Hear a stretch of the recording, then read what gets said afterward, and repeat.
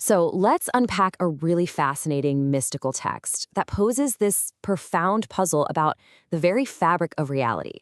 It all kicks off with a single, kind of cryptic verse, a verse that just spirals out and challenges our most basic ideas of power, of miracles, and what the infinite itself is all about. Let's get right into it. Okay, so here it is, the verse at the absolute heart of our mystery. Now, on the surface, it seems simple enough, right? Just a change in name from El Shaddai to YHW. But for ancient commentators, this was a huge deal, a massive puzzle. You see, they understood these names not as just labels, but as different expressions of divine power. So the question became, why would one kind of power be revealed at one time, and then a different, supposedly greater one revealed later? And that brings us to our central question. The verse really implies that Yahweh is somehow more true. But wait a minute, aren't all divine names true? What does it even mean for one expression of the infinite to be more real than another? To get to the bottom of this whole thing, we first got to understand the name that came before, El Shaddai.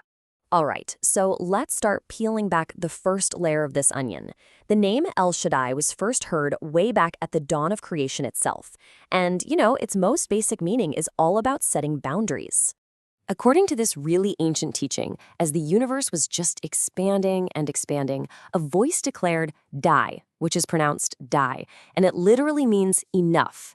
This is the divine power that established limits, the force that gave our world its structure. It's what stopped chaos from just expanding forever and instead created our finite, ordered cosmos. So in essence, this is the God of physics. It's the power that creates the consistent, predictable laws of nature that govern everything we see and experience. It's the ultimate force of containment, kind of like the architect that designs the very box we all live in. But, and this is a big but, that is not the whole story of this name. Because this name, it evolves. When Abraham, Isaac, and Jacob experienced El Shaddai, they encountered a totally new and way more personal dimension of this very same power. So this second interpretation, it completely shifts the focus from limitation to abundance. Here, die doesn't mean stop, it means sufficient. This is the power that can provide for any and every need, like an infinite wellspring of support for all of creation. It's not about creating the rules anymore, but about providing everything you could possibly need within those rules. So you see, we have these two faces of the exact same name. One is this universal architect, creating a finite world for everybody. And the other is the personal provider, making sure specific needs are met right here inside that world. And it's on this second level that we start to see the first hints of miracles. The miracles that go with this level of Shaddai are what our source calls clothed in nature. Now, think of them not as some shattering of physics, but more like a masterful manipulation of it. It's that perfect storm of events, the improbable coincidence, the healing that happens just within the bounds of what's possible. They're miracles, for sure, but they work through the system, not by destroying it. But then there's the other name, YHWH. This is the name the patriarchs did not get to experience, and it represents a level of power that is operating on a completely different plane. So if Shaddai is the architect of the system and the provider working within it, YHW is the power that exists entirely outside of that system. It isn't bound by the laws of nature because, as the text explains, this name existed before the world was even created. It has absolutely no built-in connection to the rules of our reality. So we have this really clear hierarchy, right? You've got the architect, then the provider, and finally, the transcendent, a force that can just shatter the rules completely. Seems pretty straightforward, but our text is about to flip this entire pyramid right on its head. Okay, so we've set up this neat little ladder of power, leading from the natural all the way up to the supernatural. But now the text asks this radical question that is going to reframe everything we've just learned. So, which is it? Is the ultimate power really about breaking the rules? Or is it something else entirely? To explore this, our text uses a classic debate as an analogy. How can an infinite God possibly exist in a finite physical space, like the ancient Holy Temple? This slide really breaks down two competing views.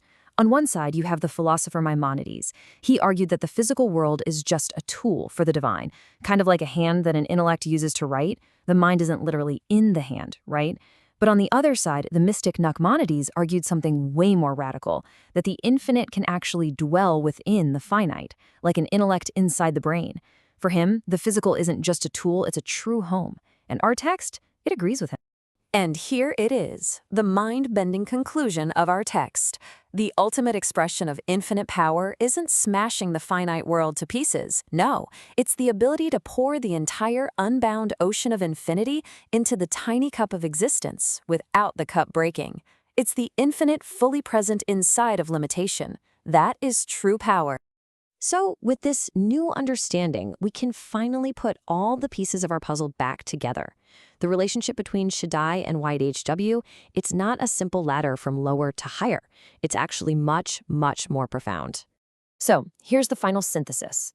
The power to break nature, YHWH, it doesn't make the power within nature, Shaddai, obsolete or anything. Instead, it just reveals what was going on under the hood the entire time.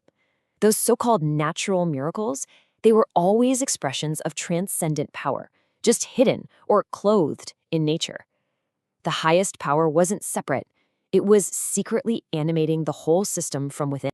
Our text wraps up by looking toward a future that was envisioned by the prophet Isaiah, a time when this hidden unity will become completely obvious to everyone.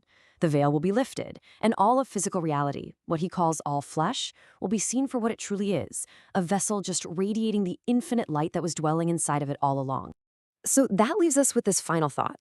We tend to look for the divine in the exceptions, the moments where the rules get broken. But what if the greatest miracle of all is the system itself? The consistent laws of physics, the predictable rhythm of the cosmos.